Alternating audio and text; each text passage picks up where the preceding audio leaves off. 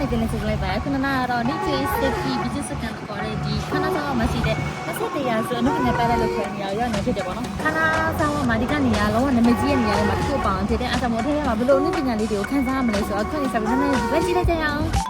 ဒီမှာပေါ့နော်အခု20တရားဆိုအနုပညာပတ်သက်ကဒီလိုမျိုးပုံစံအဝိုင်းဒီချက်တဲ့မှာတစ်မျိုးအဲ့လိုမျိုးပြမယ်ဆိုတော့သူ့ရဲ့ဖွင့်ရ10နာရီကနေပြီးည6နာရီတက်ဆိုင်ရဲ့10နာရီရောည7နာရီဒီဖွင့်နေတယ်ကဲတော့အခုနေဆက်ပြီးဒီနေ့ကိုတက်စီစမိုင်းwebsite ကနေလည်းဝယ်ရတယ်ဒီကနေလည်းဝယ်ရတယ်ဒီကနေလည်းဝယ်ရတယ်နာမည်လေးစကအဲ့လိုလားအဲ့ဆိုအယောက်20အထက်လာမယ်ဆိုလို့ရှိရင်တယောက်ကိုထောင်းနေရနာတယောက်တစ်ထောင်းလို့ပဲရှင်တယောက်ထောင်းနေရကြပါဒီကတကူလုံးဝယ်တဲ့ဆောင်လည်းသူကတကူလုံးဝယ်တဲ့ဟာကိုကြည့်ချင်တဲ့အပိုင်းပဲဝယ်လို့ရတယ်မနနာဘယ်ပိုင်းနေရပို့ပြီးစိတ်ဝင်စားကြည့်တာကောင်းလဲဆိုတော့မသိရတဲ့တော့တကူလုံးဝယ်လိုက်တယ်တကူလုံးကျန်းထောင်းနေအောင်ဆိုတော့မဆိုလိုက်မြန်ပါ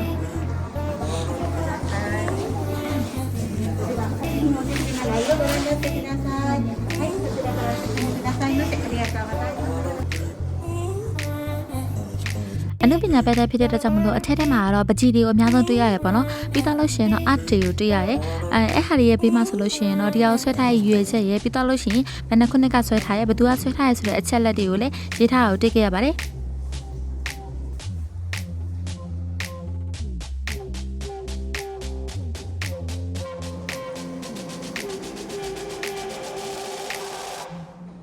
ခက်ပြတဲ့ထဲမှာကျတော့လေနံပါတ်အစင်နဲ့ပြပြတဲ့တမလို့1 2 3 4 5 6ဆိုပြီးရေးထားတဲ့တမလို့ကတစ်ပြီးရင်နှစ်ဘက်ကိုသွားပြီးကြည့်ရတယ်ပေါ့နော်အခုနံပါတ်1ပြီးသွားလို့အခုနံပါတ်2ဘက်ကိုသွားနေရပါဒီမှာပြထားတာတော့ပကြီးဆွာထက်မျက်စိထွတ်ပုံစံမျိုးပေါ့နော်အဲ့ဝိုင်းရဘယ်ဘက်ကိုပဲလှည့်လဲကိုယ့်ဘက်ကိုလိုက်ပြီးတော့ကျတော့ကိုယ်နဲ့အတူတူလှုပ်ရှားနေတယ်လို့မျိုးခံစားရတယ်ပေါ့နော်ဒီဟာလေးကဗီဒီယိုထဲမှာပြရတာကတ်တယ်ဆိုမှအဖြစ်မှာတွားကြည့်မယ်ဆိုလို့ရှင်တော့နားလည်လွယ်ဖြစ်တဲ့တမလို့ဒီချက်လေးကိုတော့နားလည်ပေးကြပါ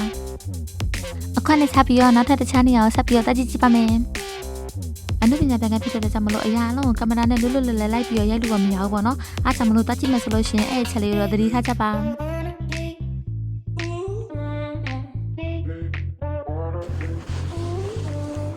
ကဲခွန်းနေချပြီးတော့နောက်တနေရာကိုတွားကြည့်ကြည့်ပါမယ်ဒီကနေရာကတော့တစ်ခါလုံးမှာမကြီးကဒီတစ်ချက်တည်းပဲထားထားရပါတော့ဒီကမကြီးကလည်းကြည့်လေအတိတ်ပဲရအများကြီးတက်ရောက်နေရအောင်တွေ့ခဲ့ရပါတယ်အဲ့တော့မကြီးကသဘောကျရဆိုလို့ရှိရင်တော့တွားကြည့်ကြဖို့အကြံပေးလိုက်ပါ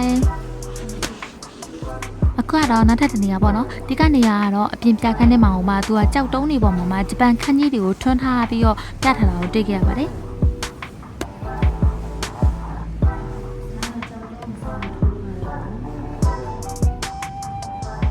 ဒါမှတကယ်ဒီချိန်သားတဲ့နေရာနာကိုအဓိကနေရာကိုကိုကင်ယူထားတယ်မရောက်သေးဘူးနော်အချိန်မကျတယ်အချိန်ကျလို့ချိန်ဒီကနေရာတောက်လို့ရတယ်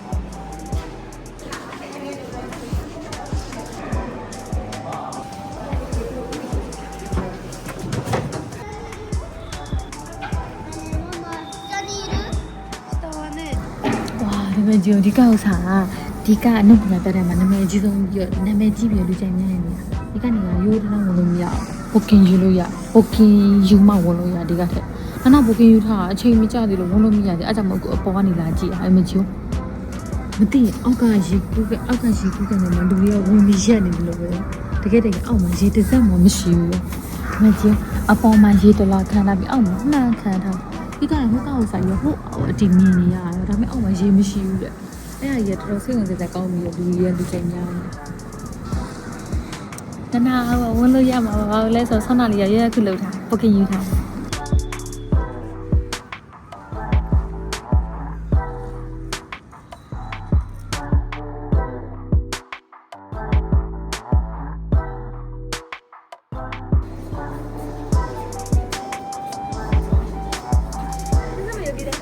ကဲခွာတော့နောက်ထပ်ဒီကနေရာမှာနာမည်ကြီးဆုံးဖြစ်တဲ့ဒီကရေကူးကန်ဘက်ကိုသွားဖို့ပြင်နေရပဲဖြစ်ပါတယ်ဒီကရေကူးကန်ဘက်ကိုသွားမယ်ဆိုလို့ဒီတိုင်းသွားလို့မရဘူးပေါ့နော်သူကအထက်ထဲမှာဆောင်းရရှောင်းရနေကိုရှင်းပြပေးရရှင်းပြပေးအောင်နောက်ပြီးတော့မှအောက်ကဆင်းရတာပဲဖြစ်ပါတယ်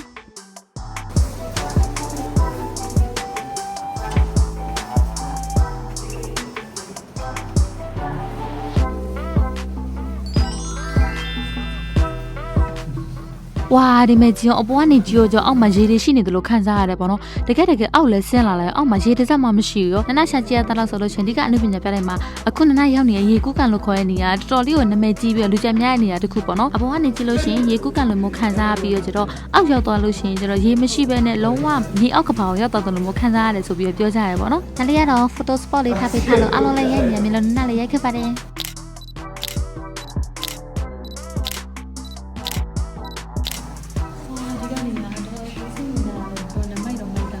နာနာတီယာတလောက်ကတော့ဒီကရေကူးကန်ရေအပေါ်ဆုံးမှာမှန်အကြီးကိုတက်ဆင်ထားပြီးတော့အဲ့ကမှန်အကြီးရဲ့အပေါ်မှာမှရေ30စင်တီမီတာထည့်ထားရဆိုပြီးတော့သိရတယ်ပေါ့နော်ဒါကတော့ရေအောက်ထဲမှာနစ်နေတဲ့ပုံစံမျိုးအခွက်ပြောင်နေရပဲဖြစ်ပါတယ်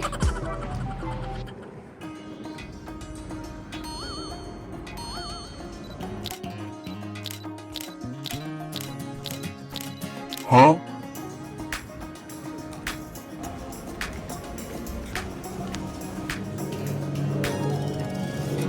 ဒီနုရပြတဲ့ကော2004ခုနှစ်မှာခန္ဓာဆောင်မှာစတင်ပြီးဖွင့်လှစ်ခဲ့ပါတယ်အကံပြားပြန် UFO ခန္ဓာဆောင်မျိုးတွေကိုဆင်းသက်လာတဲ့လိုမျိုးပုံစံဆိုပြီးတော့လူအများပြပြောကြရဲပေါ့နော်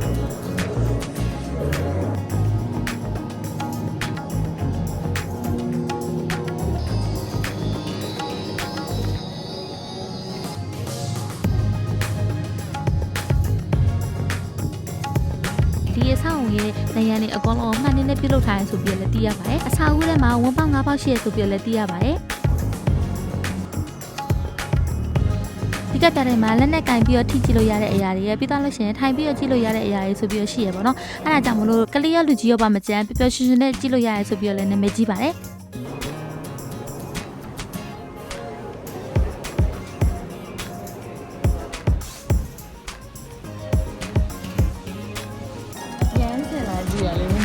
ဒီပဲကြည့်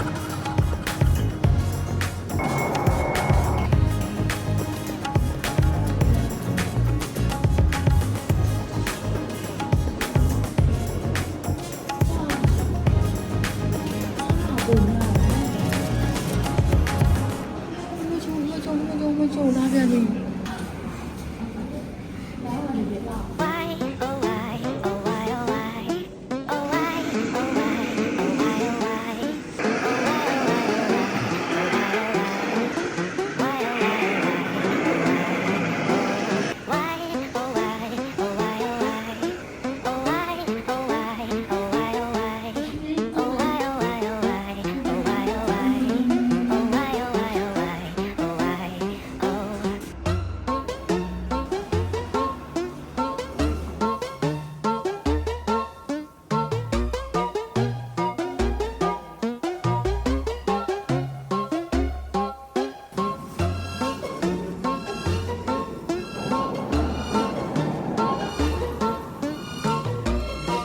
ရှက်တွေလည်းဒီမိုးတွေရွာနေတယ်မကြည့်ဘူးလေတိုင်းမိုးတွေရွာနေဒါဒီဥစ္စာဒီဘက်ကလည်းနနာကိုအိုးစားနဲ့လုံးဝမတူဘူးတစ်ချိန်လုံးမိုးရရဲဒါပြီးနနာကလည်းနနာရောက်လာနေလားလေအသေးတိုက်တယ်လေတော်တော်ကျန်းတယ်နနာရခံမှာပိုကြီးပါအားတော့မတက်ကြီးအရင်နဲ့ဒါပေမဲ့အစားတော့ကအရင်ရတာရှိတယ်ဒီမှာနေလေအခုလည်းတော့10 ကီလိုလောက်တက်လာမှသိကြတယ်ဟာစစ်ကုန်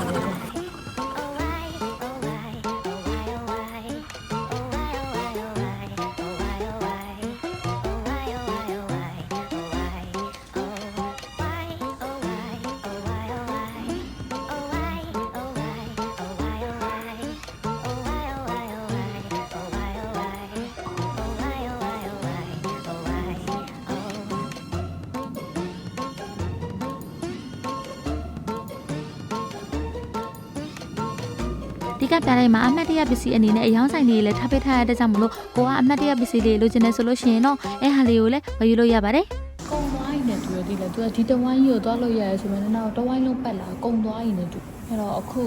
ထပ်ပေါက်ချပြီးပြန်ရအောင်အပေါက်တွေကလည်းအများကြီးပဲမသိတော့ကဲခွက်တော့ခဏဆောင်မှရှိရဲ21ရာဆိုအနုပညာဘက်တက်ကိုပတ်ကြည့်လို့ပြီးသွားရပါတော့